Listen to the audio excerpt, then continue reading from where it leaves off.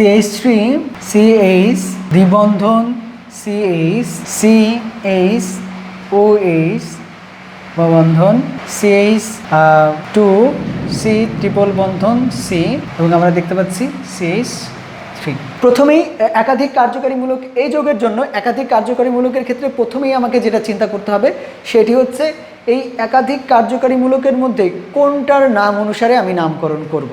আমি দেখতে পাচ্ছি এখানে দ্বিবন্ধন আছে, ত্রিবন্ধন আছে, OH আছে, তিনটা কার্যকারীমূলক আছে। এটার মধ্যে আমি কোনটার নাম অনুসারে নামকরণ করব? অগ্রাধিকার ক্রমে যে আগে থাকবে তার নাম অনুসারে আমি নামকরণ করব। আমি দেখতে পাচ্ছি অগ্রাধিকার ক্রমে হাইড্রক্সি অর্থাৎ OH অ্যালকোহলটা আগে আছে, তার মানে আমার এই যৌগটার নামকরণ কিন্তু আমাদের অ্যালকোহলের নামকরণ অনুসারেই হবে, এটা আমি নিশ্চিত।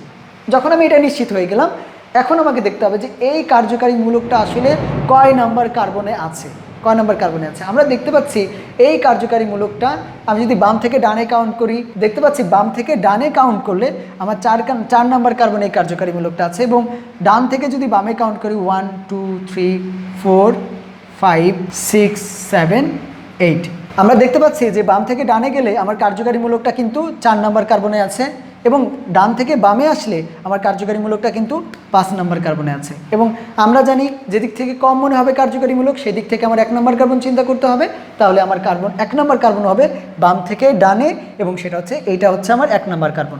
যখন আমার 1 নাম্বার কার্বন নির্ধারণ করা শেষ হয়ে গেছে, তার পরবর্তী কাজ কি হয়? তার পরবর্তী কাজ হচ্ছে যে আমার এই কার্যকারী মূলক বাদে যে প্রতিস্থাপকগুলো এখানে থাকবে সেই প্রতিস্থাপকগুলোর আলফাবেটিক অর্ডার অনুসারে যে আগে বসবে সেই অনুসারে আমার আগে লিখতে হবে, তার নামটাকে আমি আগে লিখব বা তার কথা আমি আগে বলবো।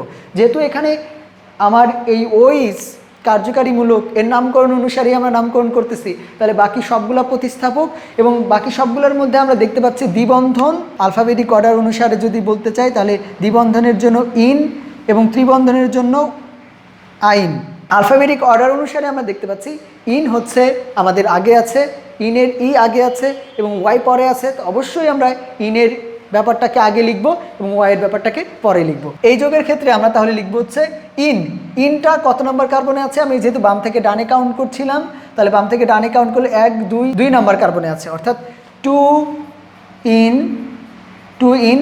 এবং আমরা দেখতে পাচ্ছি যে আমাদের যে আইনটা বাম থেকে ডানে কাউন্ট করলে আইনটা আছে হচ্ছে 6 নাম্বার কার্বনে, তার মানে 6 আইন। যখন প্রতিস্থাপকগুলা বা শাখা শিকলগুলো আমার লেখা শেষ, তার পরবর্তী কাজ হচ্ছে আমার এই যৌগটা কয় কার্বন বিশিষ্ট প্রধান শিকল দিয়ে গঠিত সেটা আমার লেখা। এখানে হচ্ছে আমরা দেখতে পাচ্ছি এটা 8 কার্বন বিশিষ্ট একটা প্রধান শিকল, এবং 8 কার্বন বিশিষ্ট প্রধান শিকল হওয়ার কারণে আমি লিখব হচ্ছে 6 আইন অক্ট। 6 আইন অক্ট কথাটা আমরা লিখব।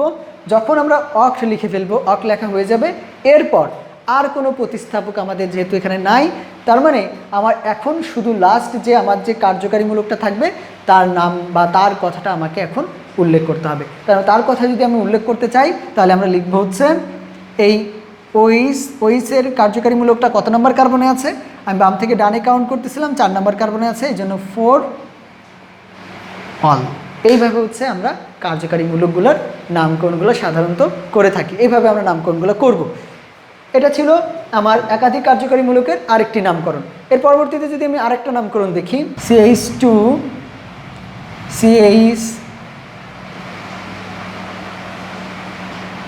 CH3 CH দ্বিবন্ধন CH3 C triple bond C 1C double bond O C2 CH। এই যে যৌগটা দেখে হয়তো মনে হতে পারে যে একটু ডিফিকাল্ট, বাট যৌগটা খুবই সহজ।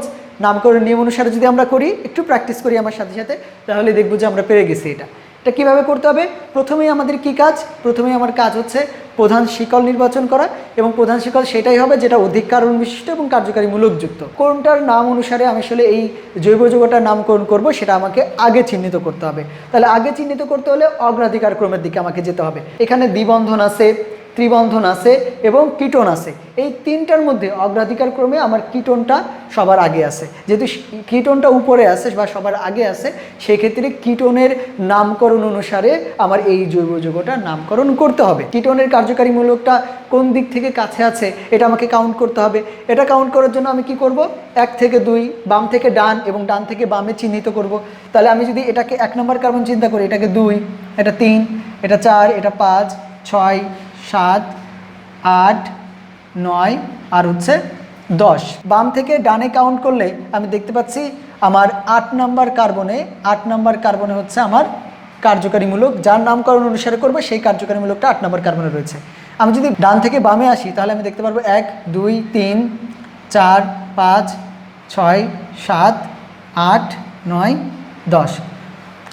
বাম থেকে ডানে কাউন্ট করলে আমি দেখতে পাই 8 নম্বর কার্বনে কার্যকারীমূলক আছে এবং ডান থেকে বামে আসলে আমরা দেখতে পারবো হচ্ছে আমাদের 3 নম্বর কার্বনে কার্যকারীমূলক রয়েছে। অবশ্যই কোন দিক থেকে কার্যকারীমূলক কম, মানে কোন দিক থেকে কাছে মনে হচ্ছে, 3 নম্বরের দিকে, মানে অর্থাৎ ডান থেকে বামের দিকে কাছে মনে হচ্ছে।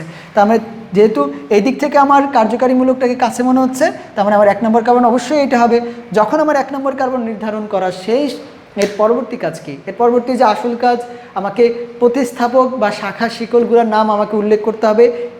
একটু আগে আমরা যে নামকরণগুলো দেখছি সেই নামকরণগুলোতে কিন্তু শাখা শিকল, যেগুলোকে আসলে অলরেডি আমরা শাখা শিকল হিসেবেই জানতাম, যেমন মিথাইল, অ্যামিনো, নাইট্রো, এগুলা কিন্তু আমরা অন্য ওই যৌগগুলোর ক্ষেত্রে লিখি নাই। এইখানে কিন্তু আমি এইরকম একটা শাখা শিকল লিখছি, কারণ এইটা আমার প্রধান শিকল, এইটা প্রধান শিকল বাদে বাকি যেটা আছে সেটাই আমার, এটা হচ্ছে শাখা শিকল। আর বাকি দ্বিবন্ধন, ত্রিবন্ধন এইগুলো আমার প্রতিস্থাপক হিসেবে কাজ করতেছে। তার মানে আমি এইগুলোর মধ্যে এই জৈব যৌগের নামকরণের জন্য শাখা শিকলটা আগে লিখবো না প্রতিস্থাপকগুলো আগে লিখবো? অবশ্যই আমরা মনে রাখবো যে শাখা শিকলটা আমরা আগে লিখবো। এবং যেহেতু আমার একটাই শাখা শিকল আছে, এখানে আলফাবেটিক অর্ডার করার কোনো প্রয়োজন নেই। যদি একাধিক থাকতো অবশ্যই আমি আলফাবেটিক অর্ডার করে তারপরে শাখা শিকলগুলো লিখতাম, স্টেপ বাই স্টেপ। যারটা আগে আসবে তারটা আগে লিখবো, যারটা পরে আসবে তারটা পরে লিখবো।